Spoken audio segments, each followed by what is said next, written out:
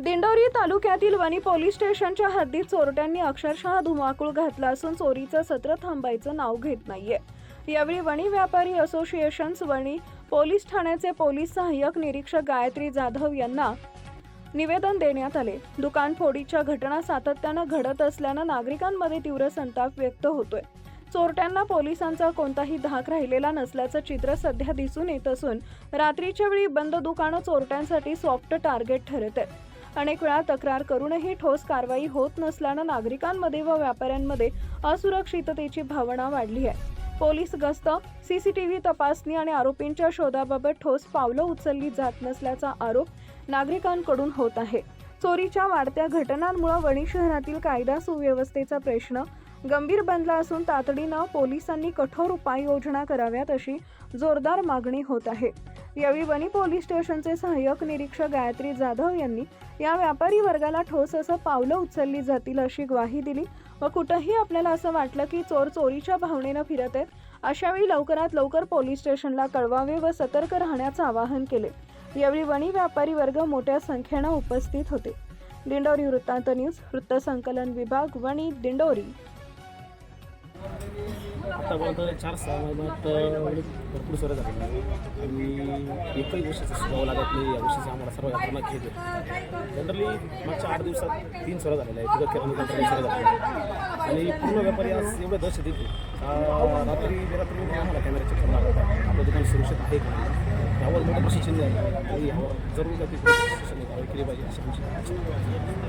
गेल्या 6 महिन्यांपासून चोरांचा सुळसुळाट वाढलेला आहे। व्यापारी असो कोणत्याही लहान मोठ्या चोऱ्याचा घरातच होत्या इतके दिवस, आता मोठमोठ्या आस्थापने फोडून चोरटे धुमाकूळ घालत आहे। त्यांना कोणत्याही प्रकारचा धाक उरलेला नाही। आमच्या खाबिया बाजारमध्ये गेल्या 4 महिन्यापूर्वी मोठी चोरी झाली होती, तिचाही छडा लागलेला नाही। आता पुन्हा चोरी झालेली आहे।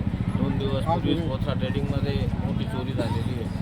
अनेक तऱ्हेची देवस्थाने लोकांनी देवस्थानही सोडलेलं नाही, तिथे बी चोरी झालेली। तरी आमचं पोलीस प्रशासनाला निवेदन आहे की त्यांनी योग्य ती काळजी घेऊन आणि कडक कारवाई करून चोरट्यांना जेरबंद करावं आणि जनतेला आश्वासित करावं अशी मी सर्वांच्या वतीने विनंती करतो। च्या काळामध्ये करंजी येथे चोरी झाली, ट्रेडिंग कंपनीच्या दुकानाची चोरी झाली।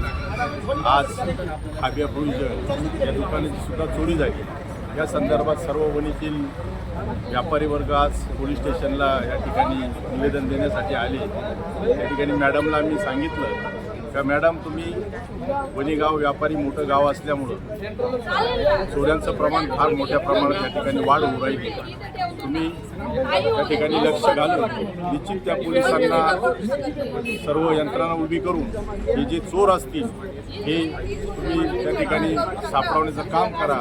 मॅडमने आपल्याला आश्वासन दिलं का 2-3 दिवसात या चोरांचा नक्कीच सुगाव आम्ही त्या ठिकाणी लावू आणि जी काही रात्रीची गस्त वगैरे तिच्यात सुद्धा आम्ही वाढ करू आणि या आपल्या वणी गावात किंवा परिसरात या अशा प्रकारे कुठल्या चोऱ्या होणार नाही याची सुद्धा आम्ही दक्षता घेऊ असं मॅडमनी सांगितलं।